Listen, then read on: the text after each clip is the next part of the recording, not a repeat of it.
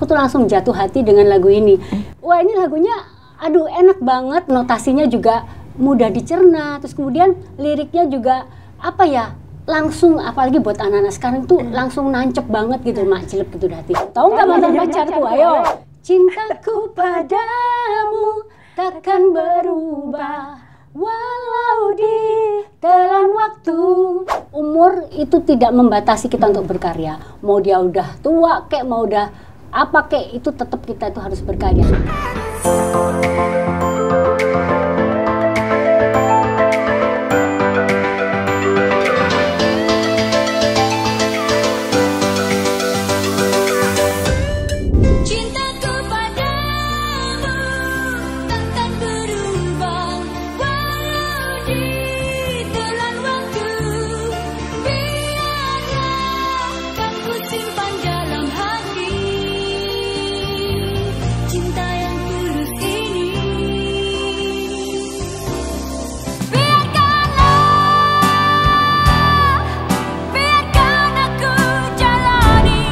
Kawan Akurat, kembali lagi bersama aku Ratu Tiara di Bincang Kreatif. Nah, di bulan Ramadan ini spesial salah satu penyanyi yang awet muda juga gitu ya, artis senior tapi masih terlihat awet muda begitu ya kan, tapi sudah berkiprah di dunia musik selama 30 tahun lebih dan kali ini berhasil merilis lagu religi. Langsung aja mungkin kita ngobrol sama Mbak Ita Purnamasari. Halo Mbak Ita.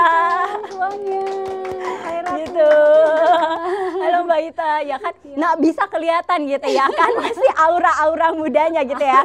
Jadi kayaknya sepantaran mungkin ngelihatnya nih Mbak Ita nih. Jangan gitu, aku jadi malu ini. Nah mungkin kita langsung aja ngobrol ke lagu Jantung Hatiku ini. Sebenarnya kan lagu religi dari Mbak Ita. Nah ceritanya tentang apa sih Mbak Ita? Single religi Jantung Hatiku ini dirilis tepat tanggal 17 Maret kemarin, jadi beberapa hari sebelum Ramadan. Ini menceritakan tentang syiar para orang tua untuk anak-anaknya, untuk putra-putrinya, atau untuk pasangan, bisa suami ke istri, bisa istri ke suami. Jadi selalu mendoakan dimanapun anak-anak kita berada, pasangan kita berada, untuk selalu berada di jalan yang lurus. Gitu ya. Nah, waktu itu prosesnya Mbak Ita memutuskan untuk iya deh mau ambil lagu religi lagi gitu ya kan? Jadi gini, itu ceritanya gimana? Pas bulan Oktober tahun kemarin kan sering banget aku ngisi acara di komunitasnya Umi Pipik. Tapi aku di situ di acara itu diharuskan menyanyikan salah satu lagu dari gurunya Umi Pipik. Nah pas aku denger lagu Jantung Hatiku ini masih mentahan ya, masih cuman pakai gitar. Aku tuh langsung jatuh hati dengan lagu ini. Wah ini lagunya aduh enak banget, notasinya juga mudah dicerna, terus kemudian liriknya juga apa ya, langsung, apalagi buat anak-anak sekarang tuh langsung nancep banget gitu, mak jelek gitu di hati. Ya udah aku mak jelek banget ya, terus aku bilang sama Umi Pipik, Mbak Pipik udah aku mau banget bawain lagu ini. Terus Umi Pipik gini, Mbak Ita ini boleh loh dipakai nanti saat Ramadan buat syiar. Wah boleh banget ya. Ya udah, aku langsung berkenalan dengan gurunya Umi Pipik yang namanya Umi. Langsung wah dengan senang hati, alhamdulillah banget aku dikasih izin untuk bawain lagu ini pas saat Ramadan sekarang ini. Pas pertama kali didengerin langsung kayaknya enak dan padahal bisa itu masih jadi mentah kan, maksudnya cuman sama gitar aja. Aku udah seneng, apalagi pas sekarang musiknya udah diaransemen sama mantan pacar aku. Tahu nggak mantan pacarku? Ayo. Ya, Ratu masih nggak tahu nih. tahu kayaknya. Coba kalau aku tebak boleh nggak? Iya, ayo siapa? Ayo.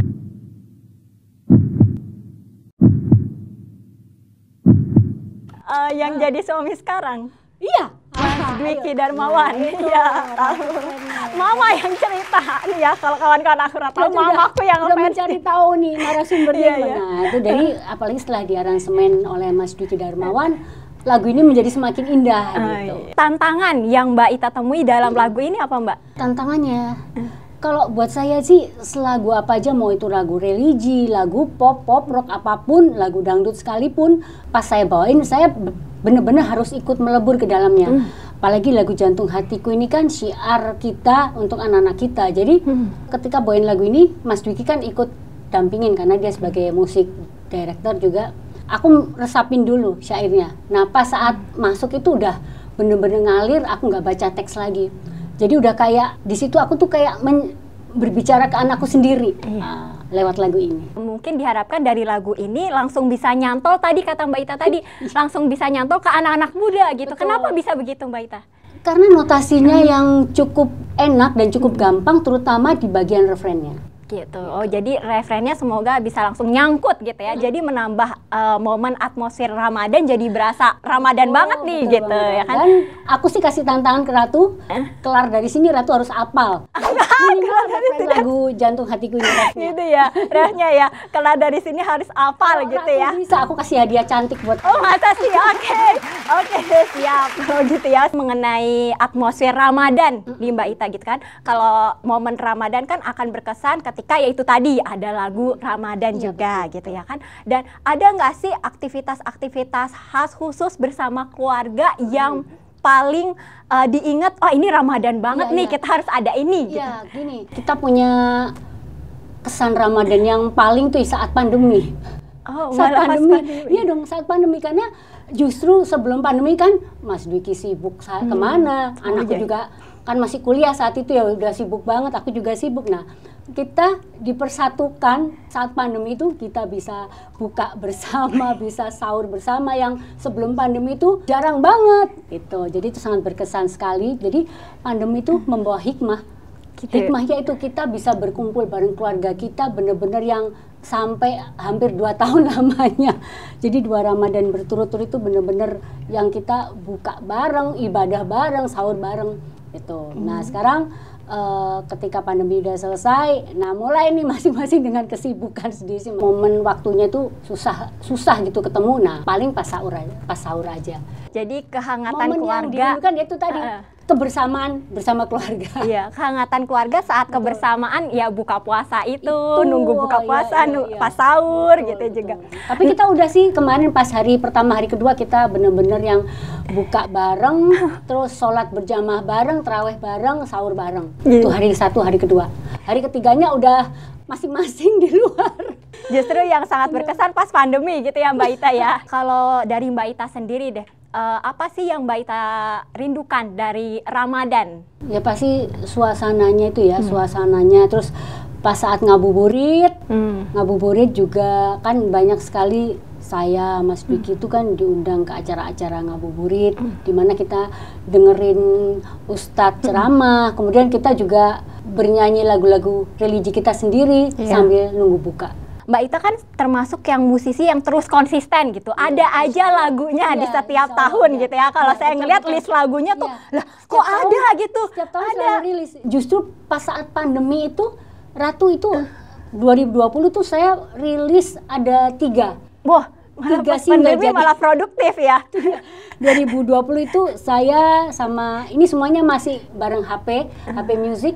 Jadi ada single Semua Jadi Satu bulan Juli 2020 rilis. Kemudian di saat yang bersamaan di 2020 juga saya bareng kelompok 7 Bintang Plus. Itu produksi dari legenda musik Indo, itu ada Mas Faris RM, ada Mus Mujiono, Dedi Dukun, Vina Panduwinata, Triutami, Yunisyara, Memes, dan saya. Kami berdelapan rilis single juga, judulnya Buatlah Dunia Tersenyum Kembali, karena masih ada kaitan dengan pandemi. Kemudian sambung lagi 2021 masih di pandemi, saya sama Zoe Jireh, produksi HP Music, keluar single Deru Debu, pop rock gitu. Jadi ada 3. Disambung lagi, ini sekarang 2023 bareng HP Music, Jantung Hatiku. Menurut saya sih nggak mudah gitu ya, apalagi bagi seorang penyanyi untuk bisa konsisten gitu rilis. Kalau Mbak Ita sendiri motivasinya apa nih? Karena kan dari dulu ya, dari zaman dulu terus zaman sekarang konsisten gitu ya. Kalau motivasi saya itu dalam melahirkan karya itu kita tidak boleh umur itu tidak membatasi kita untuk berkarya. Mau dia udah tua kayak mau udah apa kek, itu tetap kita itu harus berkarya. Yang jadi panutan saya adalah Tante Titik Puspa. Dia sampai usia 80 pun masih juga berkarya. Nah, mengenai hal itu gitu ya kan, penampilan Mbak Ita kan awet muda banget nih. Nah, tipsnya itu apa sih Mbak? Aku penasaran, kok kayak sepantaran sama saya gitu. Padahal di era mamaku ya, kawan-kawan akurat nih kalau tahu. Bisa bikin GR pol banget ini. Tapi beneran aku kaget. Dari dulu tuh memang aku apa ya konsisten juga dengan penampilan. Nah penampilan kayak gini tuh sebenarnya aku udah dari dulu sih Ratu sebenarnya. Apalagi soal gaya rambut juga masih setia dengan poni. Poni dan kepang gitu. Itu. Iya. Ya kalau untuk penampilan ya aku memang orangnya cukup konsisten gitu loh. Istilahnya udah PW aja dengan gaya seperti ini. Inspirasi dalam misalnya fashion atau outfit of the day-nya itu biasanya siapa Mbak? Dalam hari ini ya artis-artis yang tampil di drakor ya. Tuh kan, makanya saya tanya gitu ya, kok kayak drakor ya, kayak di drakor. Enggak, pokoknya aku penasaran mau tanya ini gitu ya. Bener nggak ya, ternyata bener di drakor gitu ya. Pas aku ngefans sama para artis di drakor itu kan pas saat pandemi, ya udah semenjak itu ya terinspirasi aja sih gitu. Kalau dulu sih gayanya masih agak-agak yang rocker gitu ya. Iya, iya. Tapi makin kesini semenjak suka sama aktor artis Korea ya aku terinspirasi lah dengan gaya style mereka. Gitu, jadi malah terinspirasi juga salah satunya drakor itu tadi ya. Nah, bagaimana cara Mbak Ita untuk tetap mempertahankan tipsnya mengenai keharmonisan keluarga itu tadi gitu kan? Karena public figure kan nggak mudah, pasti ada disentil beberapa hal gitu ya. Tapi Mbak Ita bisa menjaga hal itu ya dengan baik gitu ya. Sampai dari dulu mungkin bisa jadi panutan yang lain dari dulu sampai sekarang gitu. Dalam hal Ramadan kan anakku juga udah mulai kerja, Mas Dwiki juga udah sibuk beraktivitas. Tapi kan kita punya WhatsApp group, kita selalu komunikasi terus. Dan kalau tadi kan aku juga pergi, Mas Dwiki juga masih ada, aku pamit dulu. Jangan lupa kalau usahain kalau bisa buka bareng, walaupun gak di rumah. Misalnya kita janjian ketemu di resto apa gitu, anakku misalnya pulangnya cepet ya bisa banget. Tapi kalau misalnya nggak bisa, minimal sahur udah harus kumpul bareng lagi di rumah. Jadi harus ada manajemen waktu untuk family time itu jadi disisihin gitu ya Mbak ya. Betul. Oh ini buat keluarga gitu. Ya. Mas Dwiki juga bilang gini, usahain dong walaupun nggak buka bareng di rumah, minimal kita ketemu di luar lah. Aku juga penasaran lagi nih, menurut Mbak Ita industri musik tanah air kita after pandemi ini bagaimana perkembangannya? Wow, after pandemi ini ya, sekarang kan konser-konser udah mulai kembali digelar dan animo penontonnya luar biasa. Kemarin kayak saya nonton salah satunya Blackpink ya, wah gila banget. Oh Mbak Ita nonton langsung juga ke sana? Nggak ketinggalan? Iya kelihatan ya dari. Nggak ketinggalan loh. Iya. Blackpink gitu loh. Iya. Terus kemudian untuk industri musiknya wah luar biasa banget dengan banyak sekali deretan penyanyi solo, band mengeluarkan hits-hits mereka dan itu dengan genrenya yang musiknya beda-beda. Salut banget dengan kreativitas anak-anak muda sekarang yang bergerak di musik industri Indonesia ini. Bagaimana Mbak Ita menyesuaikan dengan ya itu tadi sekarang digitalisasi? Menurut Mbak? Ya, justru enaknya sekarang di era sekarang kan serba digital dan gampang sekali ya untuk kita berpromo, untuk mempromosikan itu beda banget dengan zaman dulu, gitu loh. Susah nggak adaptasinya itu dari perbedaan itu? Enggak sih. Perjalanan itu? Karena kita kan juga ada tim ya, tim manajemen dan tim yang membantu juga, jadi alhamdulillah nggak kesulitan. Ya, harus melek teknologi juga, mau nggak mau saya juga harus belajar. Iya. Jadi belajar gitu ya. Betul. Nah, next project kedepannya apa nih? Ada lagi nggak? Atau itu tadi mau Next project. nyelenggarain konser? Ya, insya Allah tahun depan bisa berkonser lagi. Konser tunggal saya terakhir 2017. Pengennya sih pengen berkonser lagi tunggal di 2024 insya Allah tahun depan. Iya, gitu ya Mbak. 40 tahun ya Mbak ya? Kalau 40 berkarya. tahunnya itu baru di 2025, jadi ini masuk ke pranya ya, konser untuk menuju. Berarti hampir, wow, itu 40 tahun ya. Saya dan Mas Dwiki kan punya sebuah sekolah musik namanya Farabi Music School di daerah Jakarta Selatan di Kebayoran Baru. Kami masih aktif sampai sekarang walaupun di Ramadan juga tetap beraktivitas seperti biasa. Mbak Ita ikut itu ngajarin juga dulu anak-anak? Sebelum punya anak ya, tapi saat punya anak saya bantu di manajemennya. Gitu ya, jadi tetap aktif juga di sekolah musiknya Mbak Ita bersama dengan Mas Dwiki juga gitu. Nah mungkin ini untuk teman-teman supaya bisa tahu dan ngedengerin lagu Jantung Hatiku di mana aja nih Mbak Ita nih? Bisa didapatkan, bisa di-download di semua digital streaming platform dan juga MV-nya bisa dilihat di YouTube channel HP Music dan Pop Art. Jadi untuk teman-teman bisa didapatkan di YouTube-nya channel itu tadi, langsung aja ngedengerin sekarang HP gitu ya. Music HP Music dan Pop Art. HP Music dan Pop Art gitu ya. Nah, seru banget Mbak Ita, kayaknya masih kurang gitu ya ngobrol-ngobrolnya gitu ya. Gitu ya. Habis ini kita akan lanjut lagi gitu. Tapi mungkin boleh nggak nyoba nyanyi deh? Coba nyanyi Mbak Ita mengenai ini. Yang pertama, yang paling hits zaman dulu, Cintaku Padamu itu dulu. Nggak usah semuanya. Bisa sedikit. Walaupun anak milenial harus tahu. Tapi saya taunya dikit aja, nggak apa-apa Mbak. Gitu. Sama, abis itu yang kedua nggak harus seluruhnya Mbak. Yang kedua Jantung Hatiku, biar yang lain tahu. Ya. Sekarang yang lagu jadul dulu ya. Iya, yang jadul. Siap-siap.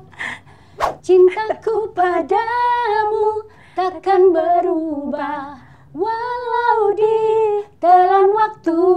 Biarlah kan ku simpan dalam hati cinta yang tulus ini. Nah, itu yang Cintaku Padamu. Oh iya. Yang Jantung Hatiku ya. Ya Allah ihdina sirotokal mustaqimah. Ya Allah ihdina sirotokal mustaqimah.